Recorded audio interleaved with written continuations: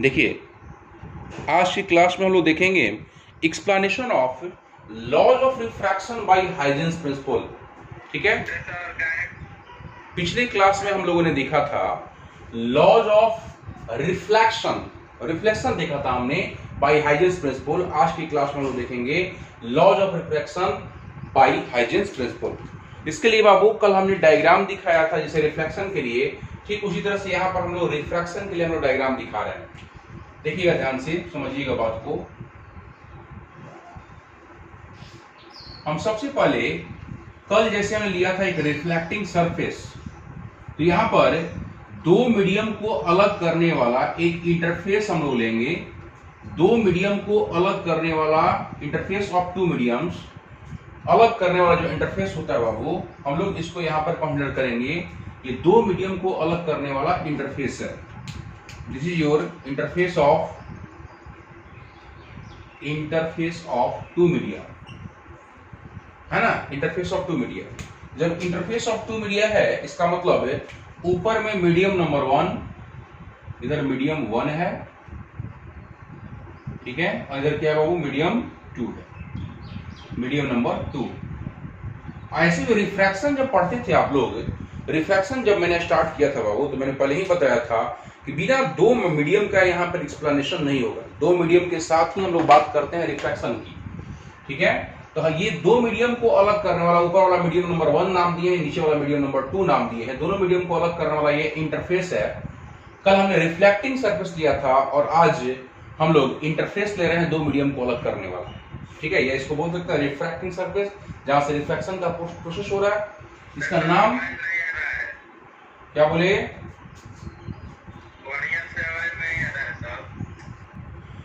यहां पर हम लोग जो इंटरफेस लिए हैं बाबू, इसका नाम दे दे रहे हैं XY। इसका नाम हमने दिया XY। जो हमने इंटरफेस लिया है उसका नाम दिया हमने XY। अब समझिएगा बात को, समझिए ध्यान से बाबू। हमने क्या किया था, पिछला जो रिफ्लेक्शन का हमने जो एक्सप्लेनेशन किया था बाय हाइजेंस प्रिंसिपल से, तो हम लोग वहां पर क्या किए थे बाबू, एक इंसिडेंट वेव फ्रंट लिए थे। यहां पर भी हम लोग एक इंसिडेंट वेव फ्रंट लेंगे। यहां पर दो मीडियम है बाबू, मीडियम नंबर 1 और मीडियम नंबर 2।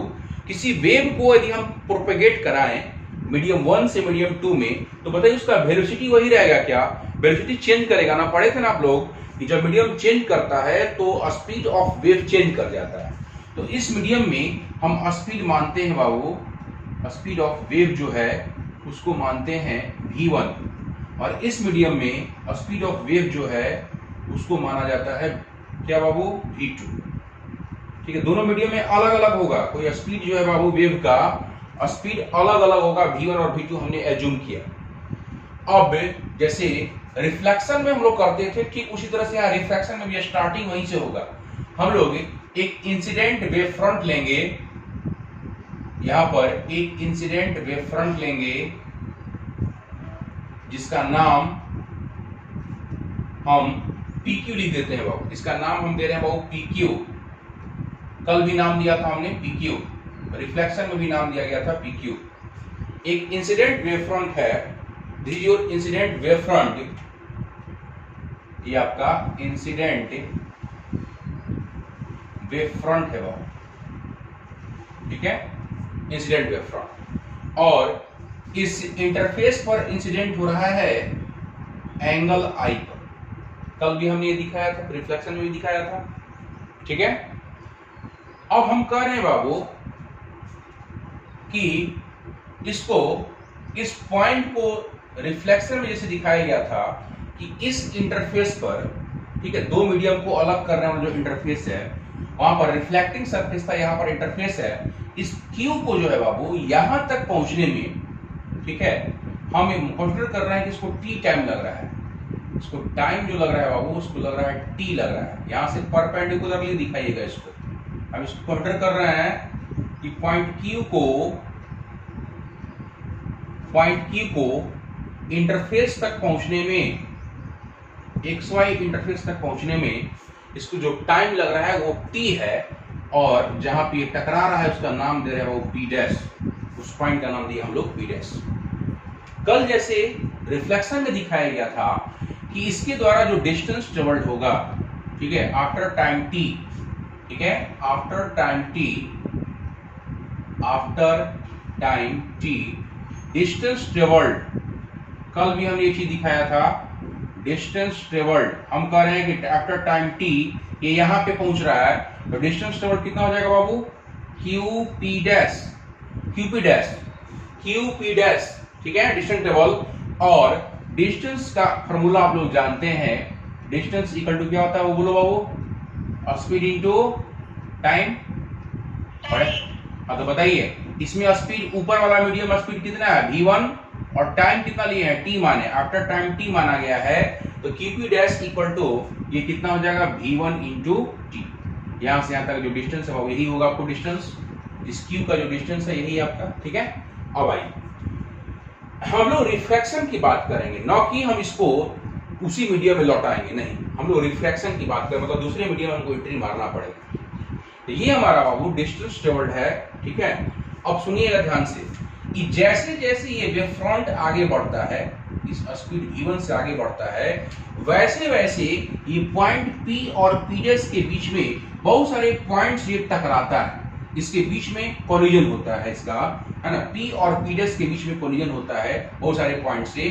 तो जहां जहां कोलिजन होता है बाबू, वो सब जितने भी पॉइंट्स है उससे एक नया वेव सोर्स का काम करती हैं। कल भी मैंने बताया था रिफ्लेक्शन में भी ये वेव सोर्स का काम करती हैं, इसीलिए वहां से नया न्यू सेकेंडरी वेवलेट्स प्रोड्यूस होगा, सेकेंडरी वेवलेट्स वहां से प्रोड्यूस होंगे, क्योंकि ये न्यू वेव सोर्स का काम करता है, बहुत सारे पॉइंट्स यहां से कॉमन होंगे। क्लियर है। सबसे पहले यहां पे टकराया टी पॉइंट से, तो सबसे पहले यहां से आपको सेकेंडरी वेवलेट्स प्रोड्यूस होगा, जो दोनों मीडियम में चलेगा, पूरा चारों तरफ डिस्ट्रीब्यूट होगा, इधर भी जा रहा है इधर भी जा रहा है, ठीक है। लेकिन चूंकि हम लोग रिफ्रैक्शन की बात कर रहे हैं, तो हम लोग दूसरे मीडियम की बात कर रहे हैं बाबू, दूसरे मीडियम बात करेंगे हम लोग, ठीक है। यहां से बाबू ये क्या कर रहा है कि उसी टाइम टी में इस मीडियम में घुसेगा तो स्पीड हो जाएगा v2, और इस मीडियम में रहेगा तो स्पीड रहेगा v1। तो इस मीडियम में हम लोग दूसरे मीडियम, चूंकि रिफ्रैक्शन जब भी करेंगे हम लोग दूसरे मीडियम लेना ही पड़ेगा। ये दूसरे मीडियम में एंट्री मार रहा है बाबू, दूसरे मीडियम में, इसका नाम दे दे रहे हैं बाबू PQ डैश, इसका नाम दे रहे हैं हम लोग PQ डैश। कहिए कि सर ये इतना बड़ा दिखाए हैं और इसको छोटा दिखाए हैं, लेकिन रिफ्लेक्शन में तो दोनों बराबर होता था, ये डिस्टेंस और इसके जो यहां से जो सेकेंडरी वेवलेट प्रोड्यूस हो रहा था उसके जो डिस्टेंस वो दोनों इक्वल दिखाते थे। क्यों बाबू? क्योंकि रिफ्रैक्शन में दो मीडियम हमने लिया है, इस मीडियम में जो डिस्टेंस ट्रेवल करेगा, इस मीडियम में जो डिस्टेंस ट्रेवल करेगा, दोनों इक्वल नहीं होगा, क्योंकि स्पीड अलग अलग है। इस मीडियम का स्पीड, इस मीडियम में वेव का जो स्पीड है वो v2 है, और उस मीडियम में वेव का जो स्पीड है वो v1 है। जब स्पीड ही अलग अलग है तो डिस्टेंस ट्रेवल कभी भी इक्वल नहीं हो सकता है। ये जो है आपको इस मीडियम का हम लिखे हैं आपको distance travel after time t, ठीक है। ये आफ्टर टाइम t, बिल्कुल उसी तरह से after time t distance travelled ये क्या हो जाएगा वो PQ डैश, और इसके लिए फॉर्मूला हो जाएगा, क्योंकि इसमें स्पीड है v2 टाइम वही दिखा रहा है हम लोग t, तो v2 into t हो जाएगा। फॉर्मूला ये होता है distance equal to speed into time, ठीक है। इसके लिए हो जाएगा v2 into t, ये PQ डैश कितना होगा वैल्यू इसका होगा v2 into t। यहां तक किसी को डाउट नहीं होना चाहिए। अब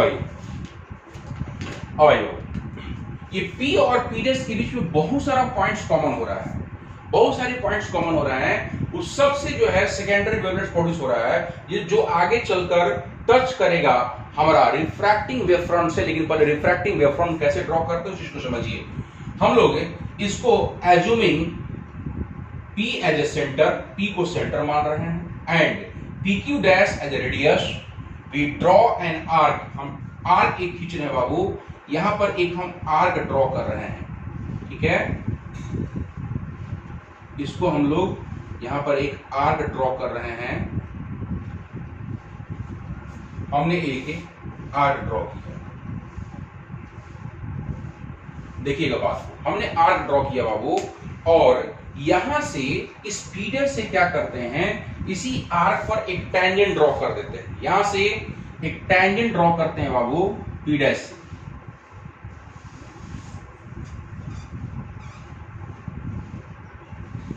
यहां से हमने इस पर एक टेंजेंट ड्रॉ किया, ठीक है। This is your tangent. जैसे कल हमने किया था रिफ्लेक्शन में, ठीक उसी तरह से हम लोग रिफ्रैक्शन में भी क्या कर रहे हैं, एक आर्क खींचकर, एक क्यू डैश है आपका, this is your Q dash, ठीक है। इसको रेडियस मानते हुए पी क्यू डैश को एक आर्क हमने खींचा और इस पॉइंट से हम लोग क्या कर रहे हैं बाबू, एक टेंजेंट ड्रॉ कर रहे हैं। टेंजेंट हमने ड्रॉ कर दिया। अब देखिए हमने जो यहाँ पे टेंजेंट ड्रॉ किया, इसके बाद की बात करना है यहाँ पर हमें, इसके बाद की हम लोग बात करेंगे, इसकी बाद की हम लोग बात कर रहे हैं, ठीक है।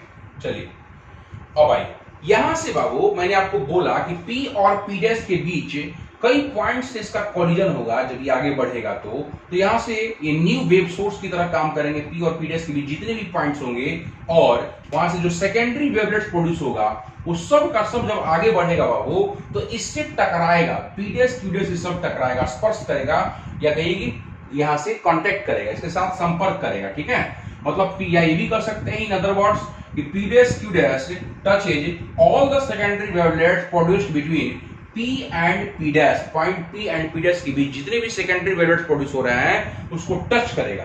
तो हाइजेंस के अनुसार this is the new position of wave front, या this is the new wave front which is known as refracted wave front. जैसे कल नाम दिया गया था रिफ्लेक्शन में रिफ्लेक्टेड वेव फ्रंट, यहां पर नाम दिया जाएगा बाबू, दिस इज योर जो हमने जो खींचा है बाबू, ये क्या हो जाएगा आपको, रिफ्रैक्टेड वेव फ्रंट, ठीक है। हम सब लैंग्वेज में सब लिखवाएंगे आपको, रिफ्रैक्टेड वेव फ्रंट की तरह वर्क करेगा, रिफ्रैक्टेड वेव फ्रंट। ये हमारा रिफ्रैक्टेड वेव फ्रंट हो गया।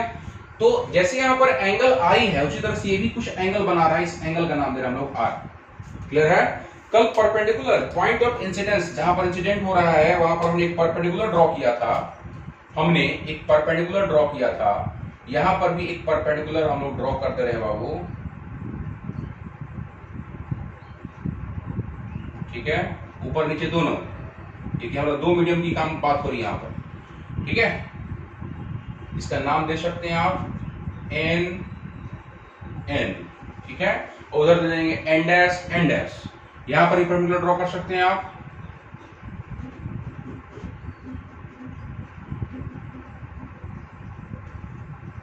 इसका नाम दे रहे हैं एन डैश एन डैश। ये दोनों हमारा परपेंडिकुलर है, this is your perpendicular N N and N dash N dash, N dash N dash, this is your perpendicular. अब बात को समझिएगा, मैंने कल भी बताया था कि यदि ये इंसिडेंट वेव फ्रंट है तो इस पर जो भी परपेंडिकुलर आप ड्रॉ कीजिएगा, इस पर जो भी हम लोग परपेंडिकुलर ड्रॉ करेंगे, ठीक है, ये 90 एंगल है बाबू, परपेंडिकुलर यहां से नॉर्मल है तो ये भी 90 एंगल बना रहा है इधर। ये परपेंडिकुलर जो हम लोग ड्रॉ कर रहे हैं बाबू, ये वाला, तो जस्ट लाइक ये इंसिडेंट रे की तरह काम करेगा। इसका नाम दे रहा है PM, this is your incident ray, incident ray. Clear है, इसका नाम दिया इंसिडेंट रे। अच्छा, जब इस पर हम लोग परपेंडिकुलर ड्रॉ करेंगे, इस पर रिफ्रैक्टेड वेव फ्रंट पर, इसका नाम पड़ेगा रिफ्रैक्टेड रे, है ना। हमको दो रे चाहिए, यहाँ पर रिफ्रैक्टेड रे दिखा दे बाबू, ये भी परपेंडिकुलर, इस पर जो परपेंडिकुलर ड्रॉ किया जाएगा, ठीक है, ये क्या होगा, ये भी परपेंडिकुलर है, इसका नाम पड़ेगा रिफ्रैक्टेड रे, रिफ्रैक्टेड रे। इसका मतलब ये यदि एंगल R है बाबू, यहाँ पर एंगल I है, तो ये वाला भी एंगल I होगा। मैंने बताया भी था कैलकुलेट करने के लिए कैसे कैलकुलेट करना। ये I है, ये 90 है, ये 90 माइनस I, और फिर से ये परपेंडिकुलर है, तो दोनों मिला के देखिए 90 होना चाहिए, ये दोनों मिला के देखिए ये क्या हो जाएगा, I हो जाएगा। ठीक उसी तरह से ये R लिखा गया है, उसी तरह से 90 माइनस R, इसको देखिएगा तो 90 माइनस R, ये वाला एंगल कितना हो जाएगा, R। क्लियर है। मतलब angle of incidence, incident ray और ये जो नॉर्मल देख रहे हैं आप, नॉर्मल और इंसिडेंट रे के बीच का एंगल ऑफ इंसिडेंस, उसी तरह से रिफ्रैक्टेड रे एंड नॉर्मल के बीच का जो एंगल है, this is your angle of refraction. ये एंगल ऑफ रिफ्रैक्शन है, और ये क्या आपको आपको एंगल ऑफ इंसिडेंस है। दिस इज योर नॉर्मल है, ये आपका नॉर्मल है, उधर भी नॉर्मल है। क्लियर है, यहां तक किसी को डाउट यहां तक नहीं होना चाहिए। ठीक है, यहां तक किसी को भी डाउट नहीं होना चाहिए बाबू। देखिए अब समझिए आगे, हमने यहां तक बना दिया बाबू, ये समझ में आया सब, डायग्राम समझ में आया सब, क्लियर। तो हाइजेंस के अनुसार ये जो वेव फ्रंट होगा, ये रिफ्रैक्टेड वेव फ्रंट है, इस पर जो परपेंडिकुलर हम ड्रॉ कर रहे हैं, दिस रे इज नॉन एज रिफ्रैक्टेड रे, ठीक है, इसको रिफ्रैक्टेड रे बोल रहे हैं। So this angle should be angle of refraction, ठीक है। Similarly this angle is I, therefore this angle is angle of incidence, should be angle of incidence, ये एंगल ऑफ इंसिडेंस होना चाहिए और ये एंगल ऑफ रिफ्रैक्शन होना चाहिए, क्योंकि this is your refracted ray and normal, this is your incident ray and this, ये क्या हो गया आपको, इंसिडेंट रे, और ये नॉर्मल हो गया, ठीक है। मैं इसको इधर लिख दे रहा हूं ताकि कोई कंफ्यूजन ना हो, ये आपको इंसिडेंट रे है, this is your incident ray. जो भी नॉर्मल ड्रॉ करते हैं वो इंसिडेंट रे की तरह काम करेगा, और रिफ्रैक्टेड वेव फ्रंट पर जो नॉर्मल ड्रॉ करते हैं वो रिफ्रैक्टेड रे की तरह काम करेगा। यहां तक किसी तरह कोई डाउट नहीं होना चाहिए, ठीक है। हम लोगों ने कल रिफ्लेक्शन देखा था, आज हम लोग एक्सप्लेन कर रहे हैं रिफ्रैक्शन। अब आइए यहां पर हम लोग क्लियरली देख रहे हैं बाबू, ये जो इंसिडेंट वेव फ्रंट है इस पर डाला गया जो परपेंडिकुलर है, परपेंडिकुलर ड्रॉन एट, ठीक है, incident wave front which is known as incident ray, मतलब पीएम, इंसिडेंट रे हो गया PM, refracted ray P dash M dash, इसका नाम देते हैं M dash, P dash M dash, ठीक है, रिफ्रैक्टेड रे, एंड नॉर्मल को भी लीजिए, एन एन ले लीजिए या एन डैश एन डैश ले लीजिए, ठीक है। ये नॉर्मल, ये तीनों जो है एक ही प्लेन में होगा, परपेंडिकुलर जो ड्रॉ किया गया है तीनों क्या होगा बाबू, एक ही प्लेन में होगा। और इस तरह से रिफ्रैक्शन का जो फर्स्ट लॉ था, incident ray, refracted ray and normal all lie in same plane, ये अपने आप इसका एक्सप्लेनेशन हो जाता है। लेकिन अब सेकेंड लॉ जो है बाबू, उसको एक्सप्लेन करने के लिए हमें कुछ काम करना पड़ेगा, वर्क करना पड़ेगा। मैं वर्क कर रहा हूं, इधर ध्यान दीजिए, इधर स्टार्ट कर रहा हूं वर्क, देखिए मीडियम 1 मीडियम 2 जो लिखे हैं इसको यहीं पे लिख देते हैं, मीडियम 1, इसमें स्पीड कितना है बाबू, इसमें स्पीड है आपको v1, ठीक है। ये दूसरा मीडियम है मीडियम 2, इसमें कितना स्पीड है बोलिए, स्पीड ऑफ वेव आपको v2, ठीक है। कुछ इसको यहीं पे लिख दिया हम। यहां पे हम कुछ काम करने जा रहे हैं, ठीक है, मैथमेटिकली कुछ काम करने जा रहे हैं, देखिएगा ध्यान से। ये आपका इंटरफेस था, दिस इज योर इंटरफेस, देखिए वर्क कर रहा है मैथमेटिकली, देखिए उधर स्पेस है, ध्यान दीजिए। हम लोग अब दो ट्रायंगल यहां पर देख रहे हैं, यहां पर दो ट्रायंगल दिखाई दे रहा है, दो राइट एंगल ट्रायंगल है आपका, एक ट्रायंगल का नाम है पी क्यू पी डैश, ठीक है, इन राइट एंगल्ड ट्रायंगल, नाम दे रहे हैं बाबू P Q P dash, P Q P dash. इस ट्रायंगल में बाबू देखो ध्यान से, हम लोग ये लिखे साइन आई, क्यों साइन आई लिख रहे हैं, क्योंकि सेकंड लॉ जो है बाबू याद कीजिए, sine I upon sine R equal to constant होता है। हम साइन आई लगाएंगे ना तभी ना कुछ फायदा होगा हमें, हम साइन आई यूज करने जा रहे हैं। ये साइन आई क्या होगा बाबू, दिस इज योर परपेंडिकुलर और दिस इज योर हाइपोटेनस, ठीक है। ये परपेंडिकुलर, ये हाइपोटेनस, मतलब पी बाई एच होता है। हम लगा रहे हैं sine I equal to P by H, पी का मतलब हो गया Q P dash, this is your Q P dash, और डिवाइड बाई यहां पर हाइपोटेनस का मतलब हो गया P P dash, this is your P P dash. Clear यहां तक। क्यू पी डैश को हमने लिख चुका है, यहां पर लिखा हूं मैं v1 into T divide by P P dash, इसका नाम दे रहे हैं equation number 1, first equation. Similarly in right angle triangle P Q dash P dash, again in right angled triangle, इसका नाम है बाबू देखो P Q dash P dash, P Q dash P dash. इस ट्रायंगल में देख रहे हैं हम लोग, इसमें क्या लगा देंगे बाबू, साइन आर लगा देंगे, क्योंकि साइन आर की जरूरत पड़ेगी। देखिए यहाँ पे साइन आर दिख रहा है हमें, साइन आर, इसके सामने वाला जो साइड होगा ये परपेंडिकुलर है ना, परपेंडिकुलर, ठीक है, और ये क्या है, हाइपोटेनस है, दिस इज योर हाइपोटेनस, ठीक, एच का मतलब। तो देखो यहाँ क्या लिखेंगे हम लोग, perpendicular P Q dash sine R equal to, जो लिखेंगे हम लोग साइन आर जब लिखेंगे बाबू तो क्या लिखेंगे, परपेंडिकुलर इसके लिए क्या हो जाएगा, PQ डैश डिवाइड बाई, हम लोग हाइपोटेनस से डिवाइड कर रहे हैं मतलब PP dash already we have write PQ dash को हमने लिखा है, PQ डैश को बाबू V2 into T, तो हम लोग लिखेंगे PQ डैश के स्थान पे V2 into T divide by PP dash. This is equation number 2, this is equation 2। ये दो इक्वेशन है बाबू। अब दोनों इक्वेशन को क्या कीजिए, आप डिवाइड कीजिए, अपने आप देखिए रिजल्ट के हम लोग बढ़ेंगे। नाउ इक्वेशन नंबर 1 जो है डिवाइड कर रहे हैं हम लोग इक्वेशन नंबर 2 से। Equation 1 divide by equation number 2 divide करेंगे तो जरा बताइए इसका LHS जरा ध्यान से देखिए, इसका LHS बाएं तरफ वाला देखिए, यहाँ पर ये साइन आई डिवाइड बाई, इसका LHS देखो बाबू साइन आर डिवाइड में आ गया, रेशियो लेंगे तो हम लोग दोनों आ गया साइन अपॉन साइन आर। यही चीज लाना है हमको। क्या होगा, किसके इक्वल होगा, कांस्टेंट, और उसको बताया था कांस्टेंट हमने, याद कीजिए सेकंड लॉ में sine I upon sine R equal to constant, और इस कांस्टेंट के बारे में लिखा गया था ये n2 होता है, मतलब सेकेंड मीडियम का n2 upon n1, second medium का फर्स्ट मीडियम के रिस्पेक्ट में रिलेटिव आ रहा है। तो यहाँ पर देखो sine I upon sine R लिख रहे हैं बाबू। अब बताइए हमें कि साइन आई क्या है, V1 इंटू टी, तो लिख देंगे V1 into T divide by sine R कितना है, बोलिए V1 इंटू टी, साइन आई ये है, अब डिवाइड बाई PP डैश ही कटेगा, डिवाइड बाई फिर से लिखिए साइन आर कितना है V2 into T divide by PP dash, ये दोनों कैंसिल होगा, कट जाएगा, ये TTV कैंसिल होगा, देख लीजिए TTV कैंसिल हो रहा है। तो हमें क्या मिलेगा बाबू, sine I upon sine R equal to V1 upon V2, लेकिन हमें आना चाहिए N2 upon N1।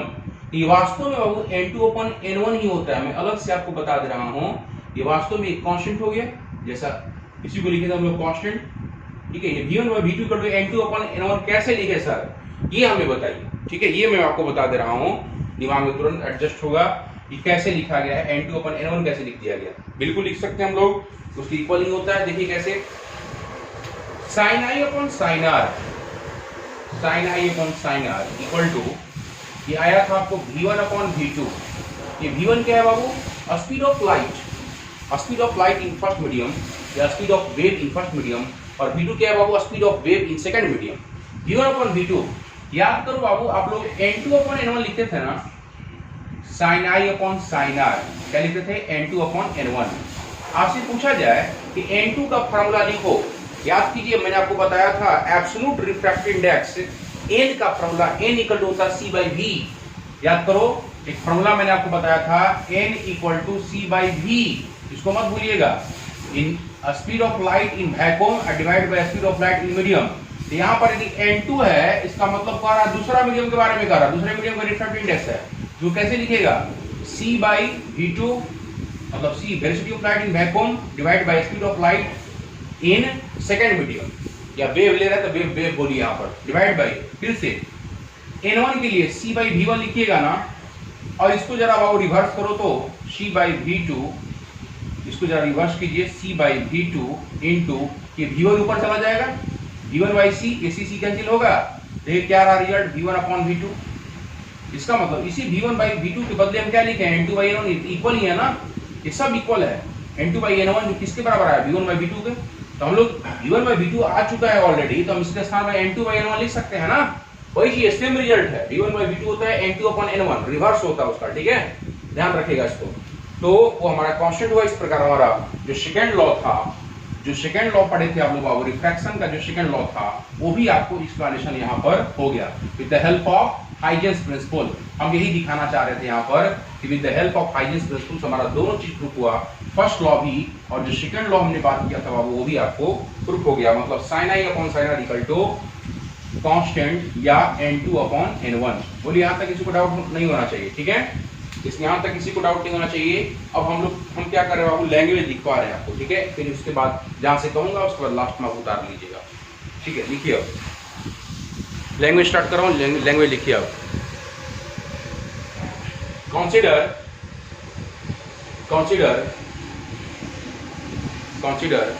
an interface of two media, consider an interface of two media interface का नाम क्या है? X Y. एक्स वाई लिख दीजिए, X Y, X Y two media, interface X Y of two media, ठीक है। On विच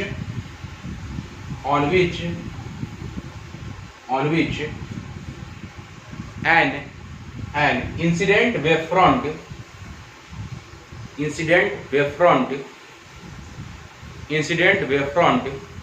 नाम क्या है इसका? PQ, incident wavefront PQ, incidents at an angle of I angle पर इंसिडेंट हो रहा है, at an angle of I, ठीक है। देखिए, a speed of wave in these two media, a speed of wave in these two media are V1 and V2 respectively। इसमें V1 लिया गया बाबू और दूसरे मीडियम में V2 लिया गया, V1 and V2 respectively,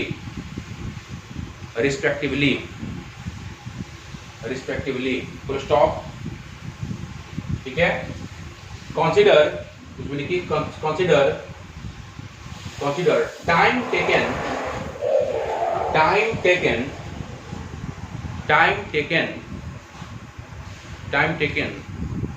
to reach point P dash, by point Q, to reach point P dash by point Q is T,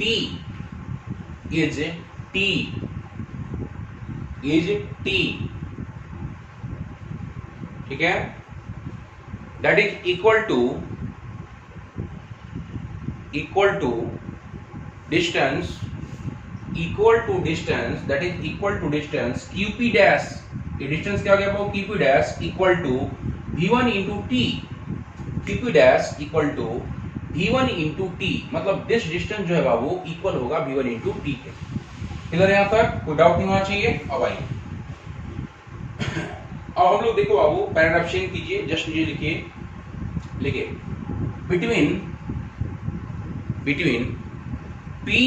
between points P and P dash,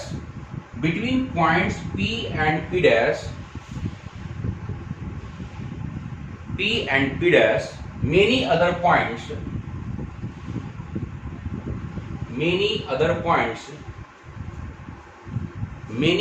points at which incident wavefront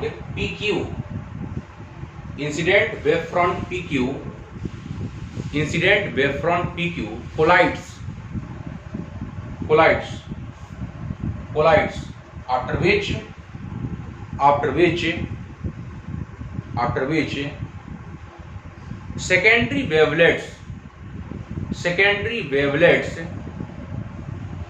secondary wavelets produces from them, secondary wavelets produces from them, ठीक है। Paragraph कीजिए, paragraph करो बाबू, चाहे उसमें एक line लिख लीजिए पहले, उसके बाद पैराग्राफ कीजिएगा। लिखिए एट फर्स्ट, उसी में लिखिए पहले at first from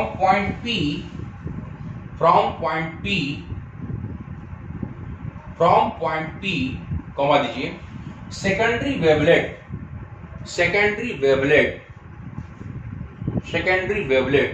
produces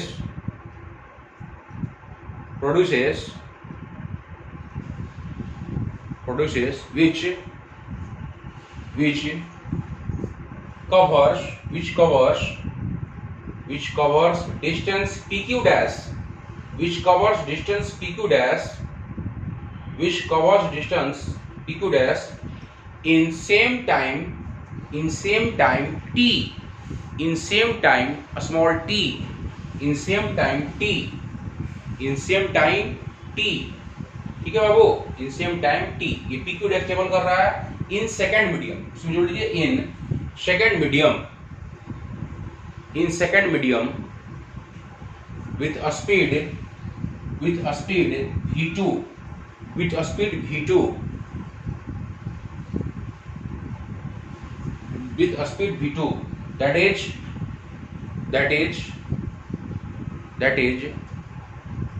this distance pq dash is equal to v2 into t. This distance is equal pq dash is equal to v2 into t, v2 into t के बराबर है ये distance. Clear है? फिर paragraph कीजिए आप, paragraph में reference लिखिए, assuming p as a center and pq dash as a radius, p as a center and pq dash as a radius, pq dash as a radius, pq dash as a radius, we draw an arc, we draw an arc, we draw an arc on which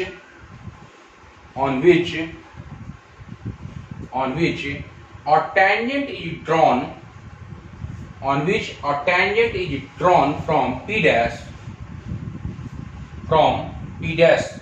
a tangent is drawn from p dash, इस arc पर जो tangent draw किया गया वो p dash से draw किया गया, ठीक है? लिखिए full stop, this p dash q dash touches all the secondary wavelets,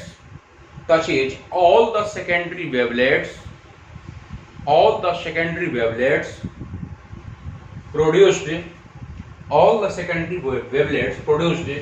between p and p dash, p and p dash की भी जो भी सेकेंडरी वेवलेट प्रोड्यूस हो रहा है बाबू उस सबको ये टच करेगा, ठीक है? टचेज, ठीक है, all the secondary wavelets between p and p dash, thus this is या लिख सकते हैं p dash q dash, thus this का मतलब p dash q dash is a new wave front, p dash q dash is a new wave front, full stop, new wave front. According to Huygens, this new wave front p dash q dash will be a refracted wave front, new wave front, ठीक है, will be a refracted wave front, refracted wave front होगा यही वाला, ठीक है? फिर से paragraph कीजिए, जस्ट ये लिखिए, now perpendicular drawn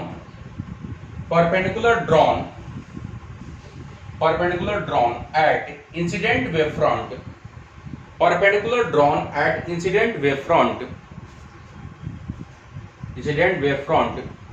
ठीक है? PM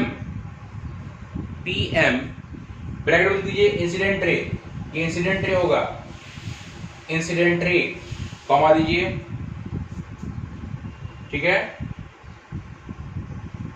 perpendicular drawn at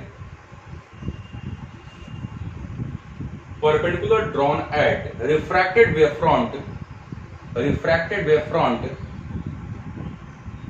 as p dash m dash, bracket में दीजिए रिफ्रैक्टेड रे, दीजिए वो रिफ्रैक्टेड रे, p dash m dash दीजिए वो रिफ्रैक्टेड रे, and normal and normal n और n dash n dash, देखिए यहाँ पर ये ले लीजिए या ये ले लीजिए, दोनों एक ही है बाबू, n dash n dash, ये नॉर्मल ये दोनों n और n dash, ठीक है। all lie in same plane, all lie in same plane, all lie in same plane, thus first law of refraction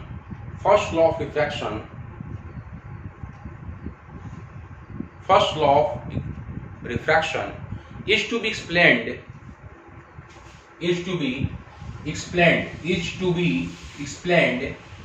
by Huygens principle,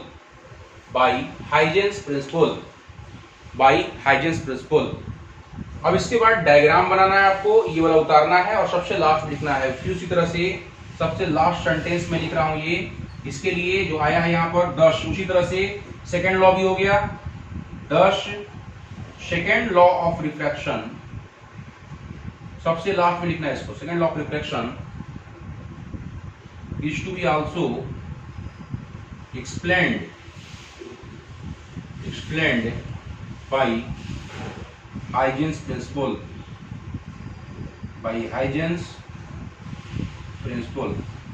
ठीक है। सबसे last में इसको लिखना है, ये घिरा हुआ है, सबसे लास्ट में इसको लिखना है।